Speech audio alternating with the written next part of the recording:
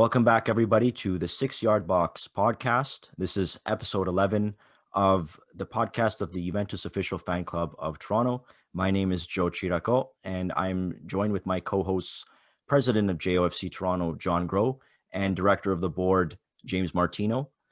And on today's episode, we are joined with a special guest whom many of our listeners and members will recognize from his many years in the Canadian sports media landscape and the Italian media landscape as well, Mr. Alf de Blasis. Thanks so much for coming on, Alf, and welcome to the 6 Yard Box. Thank you, Joe. It's nice to be with you, and nice to talk to you again, and nice to be with John and James and your Juventus supporters.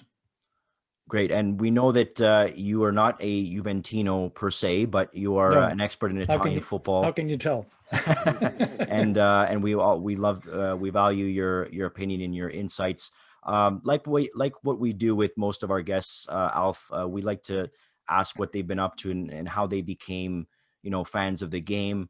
In your case, we know you from many different publications and networks over the years, including TLN, Omni News, CBC Sports, among many others. You've been up to some pretty interesting projects. I was actually on one of your shows last March, which was actually right at the height of the pandemic, almost a year ago. But how is that going with iTalk Radio and even your sports strategy segment on LinkedIn, which has a pretty decent following? We'd love to hear more about that. Yeah, well, I mean, to begin with, iTalk Radio is a concept that kind of originated just a little over a year ago from an existing online service that is in Greek called Agape Greek Radio, and the program manager, who I've known for many years, and we worked together many years ago at Channel 47, Omni Television, for those listeners who remember, way back in the 1980s and 90s. He called me up and said, "Hey, would you be interested in helping me expand this project called iTalk Radio? I want to add some other services to the existing Greek service." And so that's how iTalk Italian was launched, and basically I began a couple of programs, sports talk shows. A few other contributors had other programming. There's music programming, there's health and wellness, there's a show for entrepreneurs. So there's a number of other programs. And obviously I wanted to bring forward and kind of reconnect with my roots in terms of having been involved with Serie A soccer and Italian football, European football for so many years. And that's when I launched the Calcio Collective podcast, which is sort of the primary sports talk show for iTalk Italian, and then I added a couple of other programs, including one about Canadian Olympic athletes who have an Italian upbringing, and I did a 10-part series called Podium, just sort of talking to athletes who are aspiring Olympians, and they all have an Italian background. And then beyond that, I also started another project, something that I had already done some years ago, but I just kind of pivoted during the pandemic and refocused it so that I would talk to Italian Canadian business owners who have some relation within the sports industry and how they've been managing during the pandemic. So that's a 10-part series that actually concludes this week with 2 new episodes. So it's been interesting. It's been something I've have a real passion for, and I really enjoy doing. And I'm almost 50 episodes in. If you take sort of a combination of all 3 shows, I've done about 50 episodes so far. So then in the space of a year, because we basically launched right at the height of right when the entire sports world shut down in the beginning of March, and the timing wasn't the greatest. But as it turns out, for a lot of the contributors, it was a good time because so many of them were home from work, and and obviously had a lot of leisure time available. So I was able to draw on a lot of contributors and people who join me, as well as the athletes who normally would have been training and probably would have been traveling to various events and competitions, but a lot of them were stuck at home, so they were able to to join me and speak to me. So there was some sort of good fortune in the fact that I was able to connect with so many different individuals. The bad part of it was that there were no sports going on and there's no soccer being played for 3 or 4 months. So we just basically talked about, you know, themes and subjects and topics that were sort of in the news at the time, as well as the coronavirus. So that's a little bit of what what I've been involved with over the course of the last year. That's great. That's amazing. And for those listening, that's iTalk Radio. Website is itoc.ca. Check out the Cultural Collective podcast. Again, I was a guest almost nearly a year ago, one of the first episodes. And it's a great program. As always, Alf does a bang up job. So be sure to check them out to all our listeners out there. And before I forget, I'd like to shout out our sponsor, creative.ca, for all your graphic design, website, and branding needs. That's creative, KRE8IV.ca. They've been partners with us for just over a year, and they do fantastic work launching e-commerce and websites. So go check them out. Gentlemen, let's jump right into our show. John, I guess I'll start with you on this topic. It's been we're about 24 hours at the time of recording from one of Juve's worst performances of the season in a very lackluster 2-1 loss to FC Porto in the first leg of the Champions League round of 16. Let's break this down, John. We'll start with you. Your thoughts on the game and any positives that we can maybe look forward to the next leg, because there certainly is a lot of work to be done. The only positive came in the 82nd minute of the game, and that's with a Federico Chiesa that has been proven to be very tenacious, very animated and passionate player for Andrea Pirlo. And I think that's the key word for me is, and a few others have played out and said the same thing. There was no passion. There's only so much a coach can do, and I'm not saying that Pirlo doesn't have his flaws in terms of maybe formation and his choice and selection in how he presented the formation and the team against Porto yesterday. But you got to have the will in a game and in a platform, a stage like the Champions League. You can't lose that opportunity.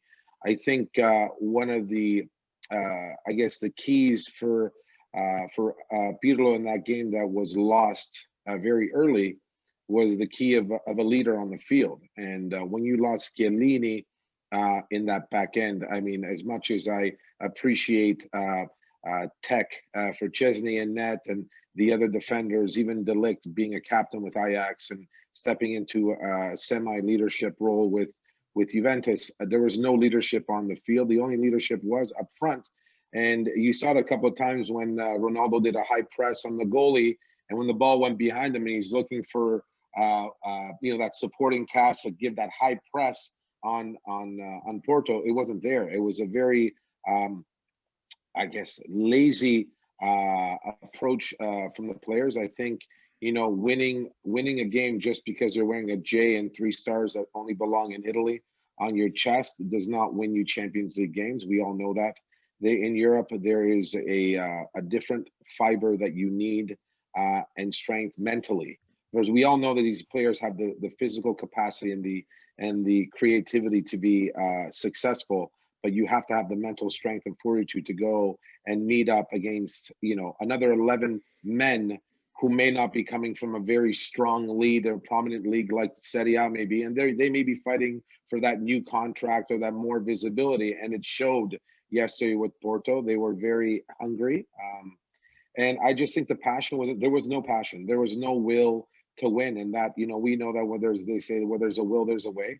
There was no creativity. There was no formula. There was nothing.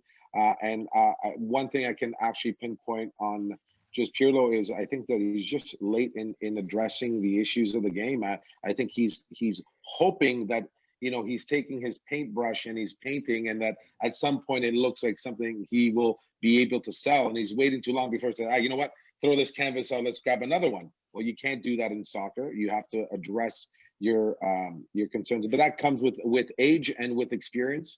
He's still a very young coach, and we have to be. I know we're all thirsty for CL triumph, but when you're throwing in a new coach with this team, and I really do think one of the last things they're going to say is when you're playing the amount of games that Juve has played in 6 weeks since the beginning of 2021. You're going to see a bit of wear and tear. These players have come back, and we've gotten a few more injuries. We had everyone healthy, and now there's a couple more injuries on the docket for us. I think we got to give them a little bit of credit. They are human beings, but not in this game. This is Champions League. If you want them to kind of falter, you probably want them to falter in other spaces, not in this Champions League game against Porto. And James, I'll turn it over to you. You mentioned something to me offline today, a quote from Antonio Cassano, who was calling Ronaldo selfish and kind of putting the blame on him, that he doesn't care enough if other Juventus players score. It's all about him. Is that fair? Is that a fair criticism, do you think, in your mind, James? Or is this just Cassano being Cassano? And does he have a point, maybe? Can we blame really Ronaldo for that performance? Does he have any impact on the loss? That is a Cassano being Cassano moment. As John mentioned, you saw the passion in Ronaldo. He's pressing. He's calling for his teammates to assist in the press. He's dropping back to get the ball. He made passes. It's not like he decided, I'm going to take this ball, dribble through 5 guys, and take a shot. He's making the passes. Yesterday's performance, you can't put that on Ronaldo. The performance was overall as a team. They came out very flat. John touched on it. Besides Chiellini, who is the vocal leader out there? And you were already starting with a very young lineup. You had Bentancur, you had McKennie, Kulusevski had to start as well. So we're already with younger players who are not used to this type of pressure environment. This is the Champions League. You need to take your level and pump it up another level just to get going. That's what Porto did. Porto came out, they were all guns blazing. They forced, with that high press, they forced that turnover. They got the goal. Juve just kind of seemed like, even after the goal, there was no fire in the belly. It was like, okay, yeah, we gave one, we'll spot them one, we'll get going, we'll get back to it. Towards the end of the first half, they had a little bit of momentum. They were creating chances. Commentators even said it I watched on the zone coverage. The commentators even said, you kind of feel like this 1-0 lead is not a big deal. Juve will overcome it in 2 legs. And, as a Juve fan, you heard that. You went, yeah, you know what? Yeah, it's going to happen. And then they just came out flat again in the second half. So I don't know what happened in the dressing room. Typically, when you see your team losing and coming out that flat, especially with leaders in the locker room like Chiellini, Bonucci wasn't dressed, but I'm pretty sure Bonucci would have been able to get in the room, fire him up. Ronaldo should have fired him up. And they came out flat again. So I don't know who you put that on. Do you put that on the players? Do you put that on the coach? At the end of the day, as John mentioned, we had a great run. Rabiot made a good run. Chiesa finished it. That away goal is going to be key to the second leg, as long as we don't concede. So Cassano being Cassano again to start off, I think everything, and this is not just with a Cassano quote, I think it's also, there seems to be among Juventini 2 sets of people, 2 sets of fans, the Ronaldo fans and the non-Ronaldo fans. So when Ronaldo has a fantastic game, everybody's on the same page. He's great. When he struggles, then they come out and you see the different fan bases argue with each other. One saying, "Hey, Ronaldo's not getting the ball enough. Juve are a terrible team," and then you have the others saying, "Hey, he's making $30+ million a year. He should be carrying the team on his back 3 ways, and putting those goals in the net." Yeah, great points. And Alf, as a non-Juventino, I'm really curious to hear your assessment of Juve's performance yesterday. Yeah, John and James make some great points, and I'm going to come back to the point about Ronaldo in a minute. But I wanted to start by saying that how surprised I was by the way they came out flat at the beginning of both halves and how they were switched off. And that is very unlike Juventus and very uncharacteristic. So I don't think we've seen that at all this season. So it left me, wondering, like, why would they be so ill prepared at the start of the game and at the start of the second half again, and allow the team to press so high. And I think it was just a combination of maybe they took it a little bit too casual. Betancourt, having his back to the field and facing his player, and not really having a sense of where his opponents were.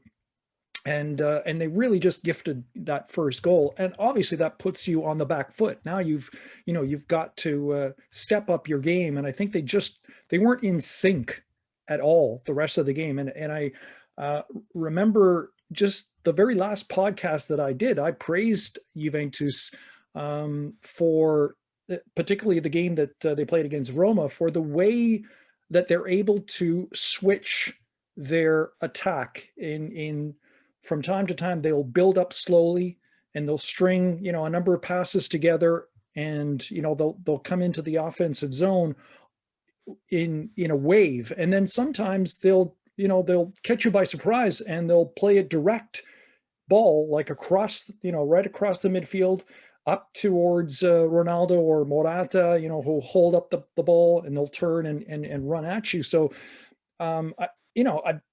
I think that's part of the way Andrea Pirlo was as a player. He was a player who from time to time would take, bring the midfield under control, encourage short passes and just sort of build up slowly. But there are other times where he would make that, 50, 60-yard ball onto the foot of, of one of your attackers, and away you go. So I was really surprised to see that they weren't that effective in kind of switching up the play. And just to get back to the point about Ronaldo that James was speaking of, I think Ronaldo holds his teammates to a higher standard.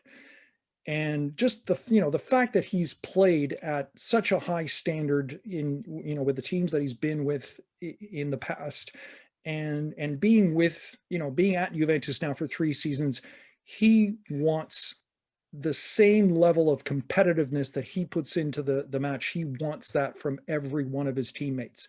And if they're not up to that standard, he's going to let you know. He will, he's going to chew you out on the field if he doesn't like something. Because he demands a lot of himself as well. And you could tell that he was frustrated more often than his teammates, visibly frustrated because of, from time to time, he had a couple of shots, actually, in fact, that were stopped by the goalkeeper, who was actually quite good. You have to admit that he thwarted Juventus on quite a number of occasions, and in particular Ronaldo from up close. So I think the case with Ronaldo is, he wants everyone to raise their game, and as John was pointing out, they have to, because this is the knockout stage. You don't get a second chance. But the critical point, as John pointed out, is that goal by Chiesa now puts them in a different mindset coming back home with that one goal in their favor. And like I said, all they're going to need now is one goal to basically draw level and win on aggregate. Mm-hmm. Those are great points. And I think we shouldn't discount Porto either. This is a team that gave Manchester City a very good run for their money in the group stages earlier this season. They're a well-structured team. Sergio Conceição, great the coach. Portuguese coach, he's a terrific coach. He played as a player in Serie A for many years back in the day, so he knows Juventus inside out. He knows the style of Serie A teams, and I think he got it absolutely spot on with his tactics. You can tell that he really prepared his team for this one. And maybe Pirlo, maybe I mentioned this on our past podcasts. I think maybe he's asking a little bit too much, and his system is too complicated. I know he wants to have the players be multiple, generalist players that they can play in multiple positions at any point of the game. But perhaps that's asking a little bit too much for players like Rabiot and Bentancur, who are naturally slower and were exposed. That there was a great assist from Rabiot for the Chiesa goal, but his passing wasn't there, and his speed was very much an exposed weakness that Porto had already penciled in as something to exploit. So it's going to be difficult. I think the away goal is huge, but again, like we saw with Lyon last summer, I think not having a crowd there behind you, it's different than when it was in 2019, 2-0 down to Atletico, where I think Ronaldo and his teammates and that Allegri team really fed off the crowd. When you've got a silent stadium, you may not get that extra gear that you usually are up to, which they're going to need every single possible gear that's available to them, because by no means will it be an easy game. Porto will come out prepared again, and I think we should really, it'll be interesting to see how that goes. Switching gears to the league in Serie A, again, it's been a really tough stretch of games that Juventus has had to play over the last 3-4 weeks. A big win against Roma, but a loss against Napoli that we could have at least shared the spoils. James, I'll switch to you. Your thoughts on the last couple of games, because there were some great performances there, but also some inconsistencies that keep creeping into the game. What are your thoughts on the last month on this brutal stretch, and what can we expect in some of the games coming up? A couple of easy fixtures, but Lazio on March 6th. Yeah, so I pretty much after our first the league game against Inter, when we had that loss, we put on a really good string to display. We won the Super Cup against Napoli with a fantastic performance, and I would say that we had a good run. We also beat Inter. Beat Inter the first leg, and then drew that second leg, and the team looked to have that momentum going. We were finally getting that our big four center backs back, and it looked like we were getting the injury bug over. Sandro was playing, and I think the key though was Arthur. He had that slot in the middle, and he pairs up pretty well with Bentancur. It's not a coincidence that the last two games versus Napoli, the loss on Napoli, and our loss yesterday versus Porto, not having him on the field, we lost that. That he's not quite a playmaker, but he is. He's the holding midfield. Everything goes through him. He can set that dribble. He's very strong on. What's the perfect way to say it is his lower core. When he's got that ball, I don't think anyone's taking it off of him. He's shielding it properly. He'll get that foul, similar to what Juan Corrado does as well. And that's another factor that I think happened on the Bentancur goal. Normally, that ball would have went out wide to Corrado. He would have had no choice, but he would shield it, get that foul, and we would have played out of it. So those two players and their injuries right now have been key. I think the biggest thing with the Napoli game was we just didn't bury our chances. Although that game should have been at least a draw. The soccer gods were against us that game. But usually when Juve lose, the next game, they come fired up. And that was that flat performance against Porto. Yeah, absolutely. John, what are your thoughts on, do we still have a chance to win the Scudetto in, fourth place and 7 or 8 points behind, 8 points, I believe, from Inter Milan in first? Look, the great thing about Serie A this year, it's unpredictable. You look at I'm going to give little props to Alf and his team. Like Roma in the first half of the season was very strong, and right now they're going through their issues, when at Dzeko and with Fonseca as a coach, but they were all cylinders going out. Milan in that first you know, up until December, I mean, non-faltering, only 2 losses in 25 games, whatever that record is. And, you know, obviously now with the Spezia, I mean, it was terrible loss. Anything like, you know, Inter's gone through their lapses, and then they jump back on and they look like a team that no one, they should be running away with the league. But it's a really unsettling. I wouldn't push anything back. It's a 2-game loss and a tie, and you're probably in third or fourth in Serie A this year. And I think it's great for Italian soccer, terrible for fans and their stomachs and their anxieties and stresses towards their team. But I think that what it does is it kind of gives a little bit of an old scent or smell that you haven't had in a long time, maybe about 10 years or so, of competitive soccer, where you have traditionally the three sisters at the top of Serie A, which is great. I'm going to say for Italian soccer and fans, again, it's a fantastic thing to see. It's great to see a team like Atalanta in the Coppa Italia final against Juventus. I think that will be a phenomenal display for everyone. I'm a huge fan of Gasperini. I'm a huge fan of Gosens and Ilicic and co with Atalanta. But I think for us as a team, look, guys, we're talking about human beings. Eh? They're not machines. Playing the number of games these gentlemen have played under the conditions you're talking about. Think about this. Let's put the regular season out of on the side. Supercoppa, 2 legs of the Coppa Italia and 1 leg of a second round of the Champions League, and right there you're adding 4 extra games to the total, and you're just killing these guys. They're only normal, they're only human. I mean, and I think that you're gonna see them falter. Why it's such a significant issue right now is that it's come up now. If we were to have staggered the losses in between January 1st and now, and say, okay, that Super Cup the loss would have came in the Super Cup, yeah, it would have stung, but we could have won against Porto. Where's the offset? We don't have a trophy, but we lost. It's really the way we interpret it. And I look at it this way, that 16 games or whatever they're at right now, 17 to have gone, that just is a tank that doesn't have enough gas. And with the injuries that you have to, we talked about load management. This is, it should be load management at its best. And I think that's what Pirlo's trying to get here too. He's experimenting, but he wants to give the access to that. And I agree with James.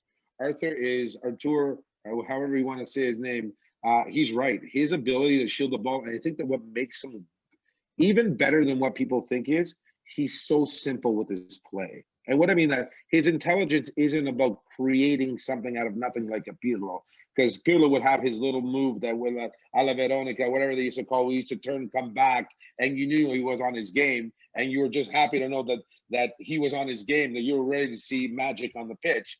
Arthur's not that player. Arthur is a simple one pass, and where I can say, I'm not making a comparison, where I used to see it, and we talked about him just before the beginning of this podcast, was Baggio. What made Baggio so good was the quick touch of the ball. He'd grab it, you couldn't touch him because that ball was already off his foot, and he'd know where his teammates was. That's what Arthur has. He's got a little bit of that tenacity, already knowing what's around him and dishing off that ball. And like James says, that holding of the ball and taking in that player and taking that professional foul so you maintain possession. And I think that's what draws Pirlo to Arthur a lot, is Pirlo was a possession player.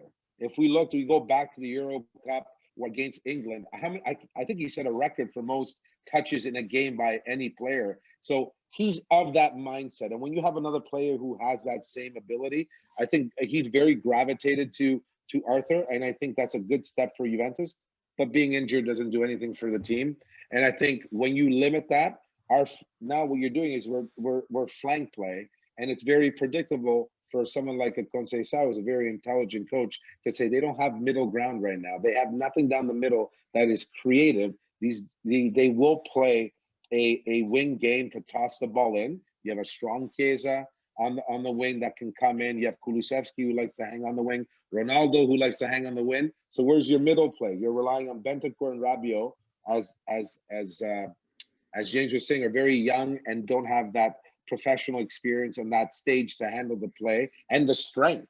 As I said, la potenza, the potency to be that center thing. And so what do? You high press where there's weakness. I'm sorry to say, Chesney is a weak goalie. So you see that people are going to press him because he's not as good as he's with his feet as some other goalies are. And he will make the mistake as we saw in the Champions League. And I think that's what you're seeing now. And I think there's a little bit of predictability behind Juventus. And hopefully they can bring it together with their leadership. And that goes with guys like Chiellini, Bonucci. I know he's injured and he's out, but also the supporting staff, even seeing when Gigi's in that, you see the difference even when Gigi's in that. I can't remember what game it was where he was playing, and McKennie scored a phenomenal goal. Then he made a blatant error within the 18-yard box, and he ripped him a new one right away. He tore him a shred right off his back, and it was no guff from a guy like Gigi. You're missing that leadership. And I think that's what's affecting Juve right now. That's always been there. Let's think about it. Think about the marshalling that's been on that team for the last 10 years. Barzagli, Bonucci, Chiellini. You can go down the list down the middle, and not having even Dybala. I'm hoping that he comes back and he has a bit of a spark to give back to this team, because he'll be vital in the end stretch of this thing. Regardless of what people think of what he's done in the first third of the season, first half, whatever it is, he is going to be key to any successes in the league, Coppa Italia final, and the Champions League.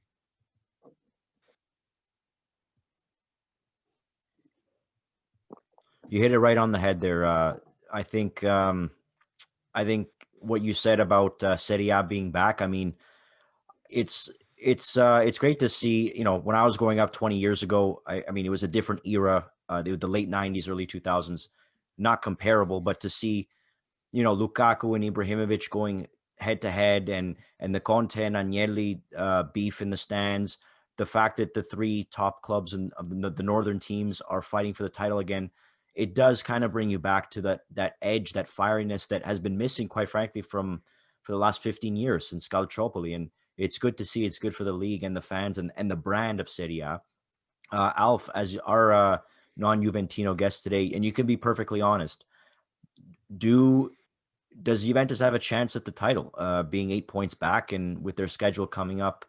What are your thoughts on that? Oh, absolutely they do. I think they do. I mean, I think set aside Porto, but they've actually been in really good form the past month. As far as I'm concerned, they've looked really good from the Supercoppa on. And if you take into account the 2-game series against Inter, the Coppa Italia semifinal, they were full measure for their victory in that first game, coming from behind and winning it, and then holding Inter back in the second leg, and advancing to the final. They were convincing winners against Roma. They had good spells against Napoli. Let's remember that they came up against a really solid goalkeeper in Alex Moret, and if you remember, there were 2 or 3 point blank saves that he made. So they took the game to Napoli for the better part of the second half, and they were pretty good. So, I mean, I think over the course of the last 3 to 4 weeks, they've been a pretty consistent side. They've been pretty solid in between Serie A and Coppa Italia. That's why I'm really surprised that they came out as flat as they did against Porto. But I think they'll be able to sort of shake that off, and they'll be coming home with the knowledge that they have that important away goal to their advantage coming home. And in the league, I mean, you're looking at probably 3 winnable games over the course of the next 3 weeks, just before Lazio, Crotone, Verona, and Spezia. Even though Spezia has been a team that has taken some upsets over the past couple of weeks, and it's a team to watch. Believe me, this team is for real. They have a really good core of young players, homegrown players, and a couple of really good foreign players that have molded that team into a real challenger. So don't sleep on them. But they've got 3 potentially winnable games over the course of the next 3 weeks leading into Lazio, and they can make up a lot of ground because Inter and Milan play a derby this weekend, so somebody's going to lose points. So it's still within their grasp. Certainly, there's there's a long way to go yet, and they can make up some ground. But the fact is, as both John and James have pointed out, is this is a really competitive league this season. You've got 7 teams within 10 points of each other, and I don't think we've seen a race like this in the last 6 or 8 years. And it's great. It's great because it brings that competitive nature back to what was once a really balanced league, when you did see potentially 5, 6, 7 teams all with a good shot at winning the title. So and it's great for the fan bases, because everybody is intrigued, and is going to be involved, and is going to be interested right to the end. Absolutely. And here's hoping, fingers crossed, that the Milan teams do get a 1-1 or 0-0 tie, so that way we can make up some ground. So it'll be very interesting for the neutrals. It's fantastic. Yeah. Absolutely. And, here's hoping that that we do make up that ground. And we mentioned the Coppa Italia final in May. That's going to be another very, very busy month with that, plus the makeup game against Napoli and the other 4 games. Plus, that's not even counting whether or not there's a Champions League semifinal and final thrown in there right before the Euros. So there's definitely a lot of football to be played. The schedule lends itself a little bit easier over the next month, but as we've seen for the first time in a long time, no game, anyone can win on any given Sunday in this league, and slowly but surely it's, Serie A is returning to what it once was, back in the day, which is great to see. I'll switch gears now to the internationals. Actually, it's kind of hard to with all the games being played, all the competitions, we kind of do forget a little bit of the national team setup that has been at the backdrop of everything going on with COVID and just the hectic schedule. But we do have 3 World Cup qualifiers. It's a triple header because of the COVID constraints. Schedules are going to be tight between this and the Nations League for the rest of 2021. But Italy, after the embarrassing, elimination, non-qualification of Russia 2018, is back on the horse. We're actually just over less than about 18 months away from Qatar 2022. So Italy, with their draw, very easy group, but really. The 3 opening games that we have at the end of March, the 25th, the 28th, and the 31st, Italy versus Northern Ireland, then Bulgaria, Italy, and then Lithuania, Italy, in that order. And the Euro Cup follows after that. Alf, I'll stick with you for this one. I know it's pretty early on, and we don't have any semblance, at least at this time, of who's going to make the roster for those games. I mean, there's a lot to be decided with injuries and COVID protocols coming into the mix in just a little over a month away. But any thoughts on the matches for Italy? I mean, it's a pretty easy group. I mean, I don't think we'll have any problem really to qualify. Your thoughts on that? No, they shouldn't. They shouldn't really have any difficulty whatsoever with any of those opponents. I think maybe the first one out of the gate, Northern Ireland, might be their most difficult test. And considering that, as Italians, we all know we've had our difficulties with particularly British teams, whether it's Ireland, the Republic of Ireland, Northern Ireland, England, even Scotland to some extent has been a thorn in our side from time to time. But it's a winnable group, obviously. And they should be able to, if they do get a good start, they should be able to carry that momentum and certainly be able to win that group outright without losing a match along the way.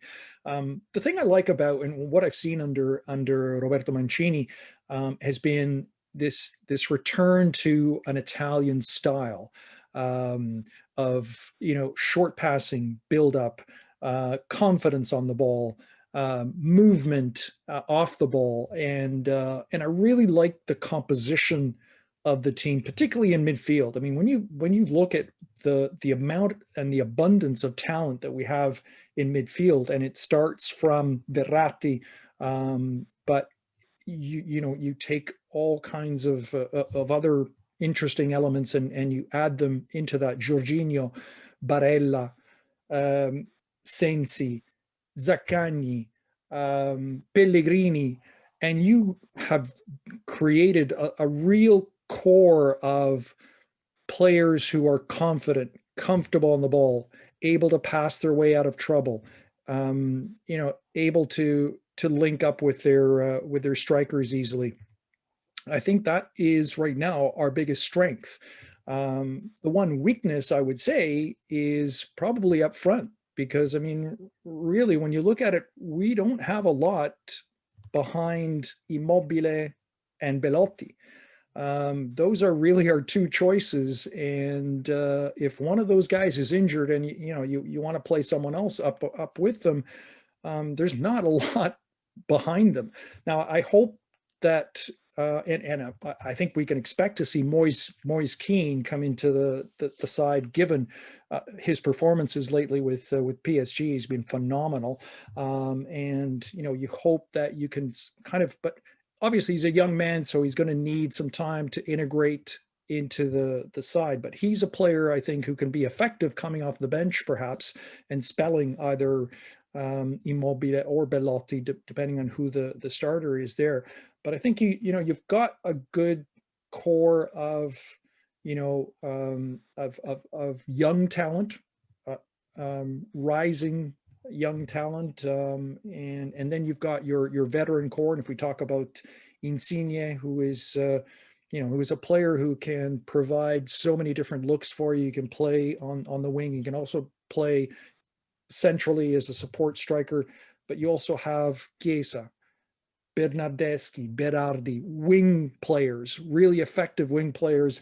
And I'm encouraged to see El Shaarawy got a little bit of a spell with Roma today as he returns. And obviously he's come back to Italy because he wants to return to the national team program and see if he can be effective. And it would be nice if Mancini, did bring him back into the pool to see what he's capable of. But I'm really enthused and really confident that Italy can win this group. Absolutely. I think definitely the midfield is a strength. A lot of technical quality there. Perhaps a more box to box. Another Barella could be used. And I mean, Verratti is the wild card here, because he and the other Italians, Florenzi and Keane, have been in such great form for PSG, but all three of them really have had their injury troubles in the past. Verratti with injuries and discipline issues too. Mm-hmm. Can he be healthy? Can he stay, limit those yellow cards and not get suspended will be key. I think, how many legs does Chiellini have in the tank?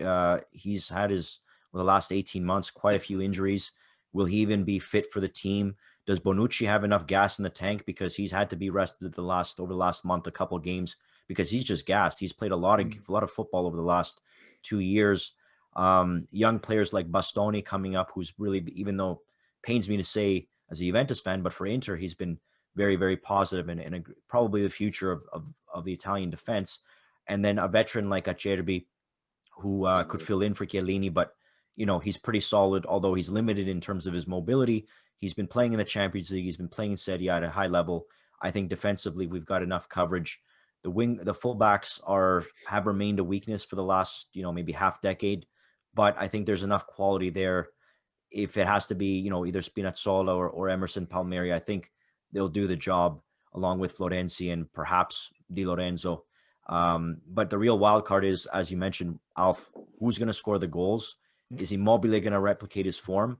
We say this, it seems like we've been saying this every year, but really Euro 2021 will be his moment to shine, a year removed from the Golden Boot. And there's going to be a lot of weight on his shoulders. Can he really lift that? And in terms of, I'll head this over to the panel. John, I'll go to you. It's a pretty easy group. Like, I think we can all agree. What would you like to see out of the games at the end of March as a fan and as a stakeholder here, as an Italian football fan? Well, I think the great thing is that as a fan who used to see Mancini play as a player, he didn't do much with the Italian team as a player, didn't get much, but I'm glad that he's giving it back as a coach. So I can honestly say that he's one of those players, when he was linked up with Vialli with Sampdoria and then with the national team, he was one of those players where you were just hoping that one skip, and he's just been the best choice for this national team. And I think he has been an absolute, I think he's a talisman for this national team overall. I am not saying that he's overachieving, but understanding and allowing some of these players to know where they need to be. I think he's been key at telling guys like El Shaarawy to come back to Italy, and having the effect on Chiesa choosing Juventus and having and getting that exposure on a European level that he would not get with the Fiorentina, being involved in Champions League and in decision-making games like a Coppa Italia final, Supercoppa, what have you. These are things that come from a coach that knows how he's going to get, because he'll have his players for a spell, 2 weeks, Coverciano, then go back to the national team. So in his mind is, how do I help these players when they're not in my hands? And that is give them exposure where they need to have that exposure, and that is top flight. Now, there's two players that we've left off, and I'm surprised. Is one is Locatelli, you guys haven't mentioned, which I think, and personally, I find him, I have two dark horses, and one I just hope he heals properly is Nicolo Zaniolo. And I hope Zaniolo is prepared, because if he's healthy for that thing, you talk about Immobile, he can tear you apart by himself. His potency, as I'm going to tell you, and Alf, you'll probably enjoy this. I actually own a Zaniolo jersey, and it's my Italian jersey, and I'm hoping to throw it on in the Euros, because I actually think he is the bomb that's about to burst. I think he is. If we got to talk about the next guy to carry the flame for Italy as that figurehead like a Baggio, Del Piero, Totti, he is the next best thing. And I remember that terrible game at the Olimpico when him and Demiral both went down on that potato field, and just the slalom he did on that Juventus team was it was magical. And at that age and the ability that player has, I'm going to leave it at this. I actually am a big fan of Locatelli. I'm a big fan of Zaniolo.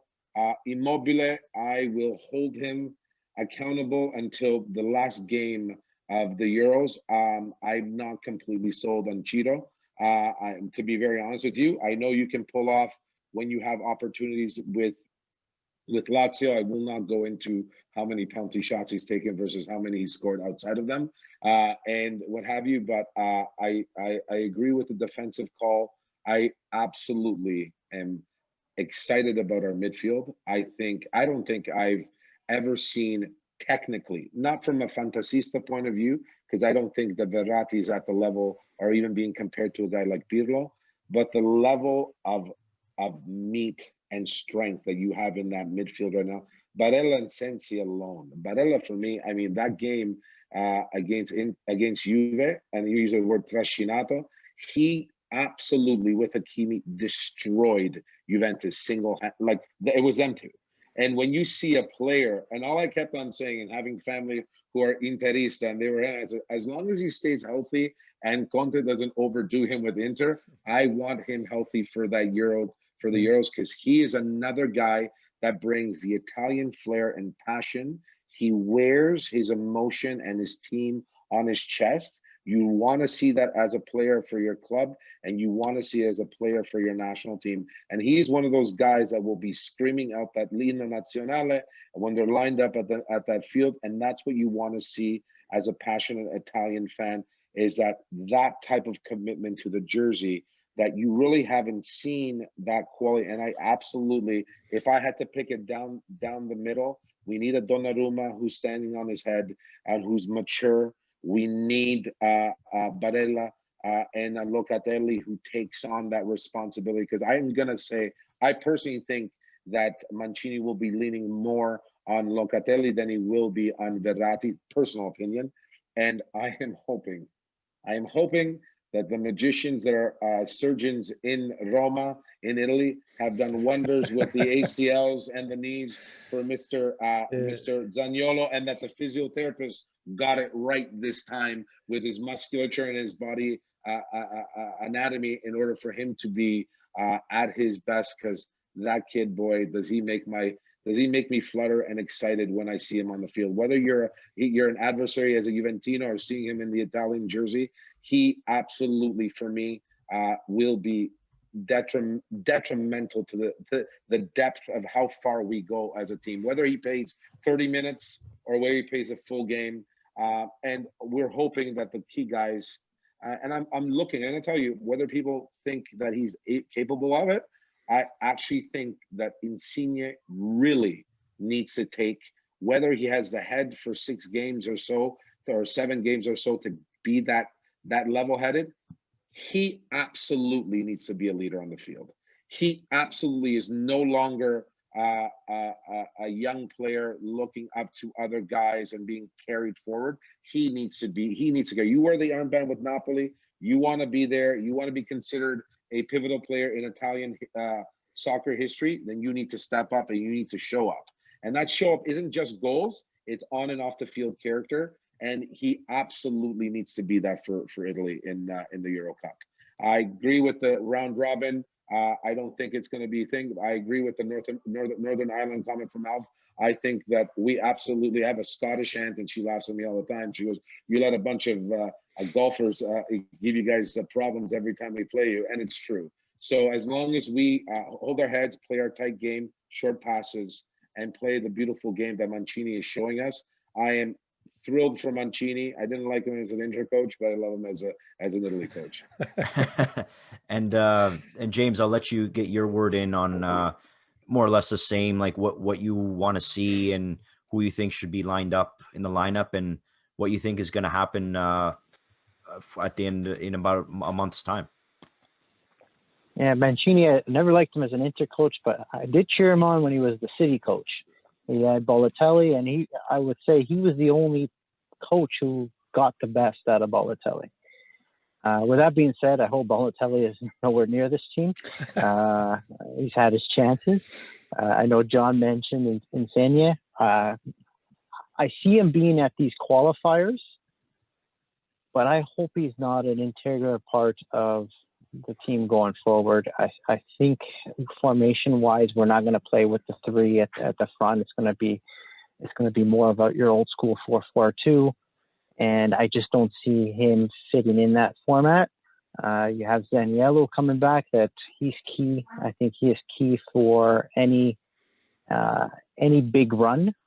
But right now, we are at a very lucky time, as opposed to 4 years ago. We have a team, we have a proper coach, and we have a group of talented youngsters, all aging right at the right time, all maturing right at the right time. And hopefully, knock on wood, like France did and had a few good runs, like Spain had a few good runs. Maybe this is our time.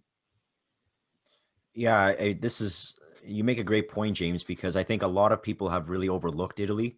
You know, you look at the Vegas odds and you look at analysis from media outlets, mainstream media outlets. Italy's, maybe the 6th or 7th team, like in odds to win the Euros, even behind Croatia, which is an aging team. I think we're going to be surprising a lot of people. I'm not saying we're going to win, but I think a lot of people will be surprised at how good this team is. And a lot of those Italian Canadians, which I know many of them who only watch every few years, they're going to be surprised to, they've never heard of Nicolo Zaniolo. They've never heard of even Verratti, who's been in the picture for 6-7 years. It'll be nice to see, like, I'll get those texts like, who is that? And I'll just shake my head and have to explain, as I do every 2 years, who these players are. So Zaniolo, I believe, will be coming back in April. Alf, Yeah. Is that right? Yeah, it doesn't look like he's going to be he's going to be ready at all for the March games. He may just be returning to training around mid-March. That seems to be the word out of Trigori, out of the Roma training camp at the moment. That if everything continues, his rehab continues to go well, he should be back in training by mid-March, which probably puts him about 3 to 4 to 5 weeks away from actually getting into a game. So, I mean, we could see him potentially and hopefully in a Roma uniform in April. And if we do that, he gets a couple of months under him, maybe a little bit like Francesco Totti was in 2006, where he came back after that devastating ankle injury, came back late in the season to come back and play some games for Roma, and then of course was a big part of the World Cup winning team in 2006. So let's hope Zaniolo has that kind of ability to come back, because you're right, John. I mean, he is a special player. He's got all the qualities to be a superstar. Just what he's shown in the short time that he's played in Serie A, both with Juventus and Roma or Inter and Roma. So he's one of these players that you can build your team around, and you can just hitch the wagon behind him, because he's the one that can carry you a long way in a tournament style format like that. Who'd you guys give up to get him? Who'd you guys give up? Was it Niangolan? Was it Niangolan? Yes, it was. That's a great pull. Hey, listen, I have to make one internock there. That was just, you look at that. I'm just, honestly, it's great to see a player like that. And I'm really excited for him. I'm very excited to see him back in a uniform at all, Roma and in a national team. Absolutely. One of the top talents probably in a long time for the Italian national team setup. Before we pass it off to our president for club announcements, Alf, because you've been in the media for so long, and sports media is something that I follow as a fan, but also someone in the business world. We've had this is the year where TV rights broadcasts are coming up again. It's a COVID year, so Serie A was looking to get 1.15 billion domestically per season. That won't happen. The latest offer was DAZN, which obviously we have here, but in several countries, and they've been the partner on a secondary level to Sky TV for the last trienio, for the last 3 years. They made the highest offer. Our president of Juventus, Andrea Agnelli, said it was a great deal, that we really couldn't expect anything better. It's just it's interesting to see where the sports media landscape is going to go. And Alf, I'd love to hear your insight on where you think this is going to go with streaming, cable, over the next couple of years with the developments in COVID. What are your thoughts on the Serie A broadcast deals, both internationally and domestically, and even just in general in the sports, on how we fans consume sports? Yeah, well, I think you're going to see DAZN become a big player in Italy, in particular with domestic rights, because they, as you pointed out, they made the biggest offer in terms of the next 3-year cycle for Serie A television rights, and it looks as if the roles will be flipped, where Sky was the sort of dominant carrier of games up to this season. It looks like DAZN is going to be the dominant carrier, and they may actually have an additional package with they may split games with Sky, in addition to the full, I think it's a 7-game package that they would acquire. So I think that's what you're going to see. The interesting thing is that there was supposed to have been a vote in with the league yesterday, and for some reason, quite a number of teams did not attend the meeting to put a final decision on this on these bids. So I'm not sure what actually caused that, and whether there's some type of protest, and it might just be the fact that some of these clubs are a little greedy and they want to push them for a little extra money.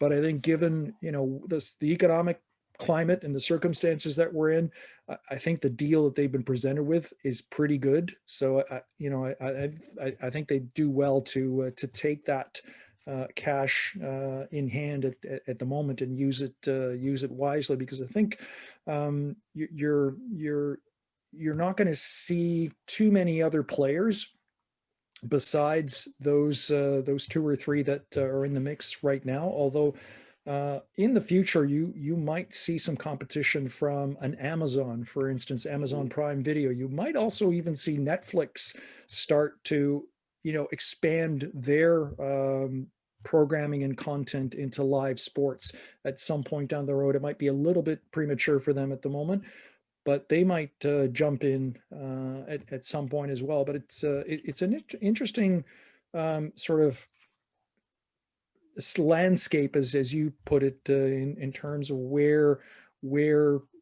domestic and international rights are going, and DAZN is a really significant player in both the domestic picture and the international picture. As you know, they're the dominant carrier here in Canada, and they're expanding to other countries every year. So we might we might only be able to see Serie A soccer in the future on a streaming service, on an app. We may not be able to see, basic cable soccer here in Canada for the foreseeable future. Now, in the United States, I think it's a little bit different, where they have, I think ESPN has part of a package for Serie A games, and they're obviously a cable service, and they have quite a number of subscribers, but it's a little bit different here. TSN was never in the picture for Serie A, Sportsnet for a period of time, but it's never really been something that that they wanted to invest in. It was always the English the English Premier League, and very little else. And now Sportsnet has the German league, because they see that there's some interest in that league as well. But I don't know if at the moment Serie A has the presence and the overall sort of global appeal to be able to draw a sports cable service to come back and show those games. I think for the foreseeable future, we're going to see Serie A on streaming services. Interesting point. And one of the things that we're, at the Juventus club is to kind of promote not just Juve, but also our league in the mainstream Canadian focus. It's something that is a long-term vision of ours, to try to get the league back to where it was at one point. I think there's definitely a market for it. And I think it's just a question of, will these networks see the value that viewership can bring? And that's up to the fans and the league as well, to kind of showcase that. But I think with the Ronaldo effect, it certainly helped, and it'll be an interesting period for sure in the media landscape over the next couple of years. We're almost out of time on our podcast here on episode 11, but John, just before we go, a couple of quick announcements from our club. Take it away. Yeah, so first off, thank you so much for joining us tonight. And for all of our members out there and members who want to join, we have confirmed dates for our soccer golf or footy golf tournament on June the 27th this year at Kettle Creek in Newmarket. Details for the event will come, obviously COVID pending in terms of what we can do. So we're very hopeful. We have had initial talks with Kettle Creek, and like I said, details will follow. We have our annual picnic of July 25th at Boyd Park on the Islington View side of Boyd Park, parking, covered canopy, and we'll have bathrooms nearby, so one and all family come out to enjoy. And obviously, again, COVID pending, and see how many people we can actually have. So further details will come for that. And we've also have booked our corn roast. I know this is far down, and hopefully by then, COVID will be a little less of a worry. October 2nd, where we're going to have a bit of a fall themed corn roast. And we will be introducing a couple of contests. Raffle to win a custom foosball gettoni table that will be custom wrapped with our company, with our club logo, and additional artwork, obviously done by our good friends at Creative and Heather at the Creative. Secondary to that, we are hopeful in introducing a raffle for a Vespa,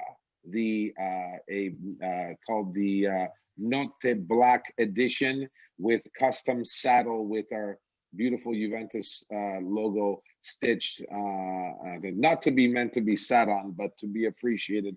Know that it'll take you places. So our good friends at Vespa Toronto West have supported us with this opportunity, and hopefully we'll be able to give it to one deserving Juventino to take home a Vespa. And further details and conditions and restrictions will be presented to the entire membership. Anybody else who wants to buy tickets, and again, membership is still open. Juventus official fan club in Torino have extended membership to March 31st, 2021 for this entire season. We will be starting our campaign for sponsorship and membership for the 2021-22 season, with the action-packed opportunities and benefits for our clients, and for our members, and allowing them to benefit from being part of our community and family. And that's it, Joe. Great. Thanks so much, John. Once again, thanks so much, Alf, for joining us. You can listen to his Culture Collective show, as well as the other fine programming on iTalk Radio. That's italk.ca, itoc.ca. Thanks again to our sponsors, Creative. That's KRE8IV.ca. James, John, thank you again for joining me. Thank you to our members and our listeners. We will catch you next time. Fino alla fine, Forza Juve.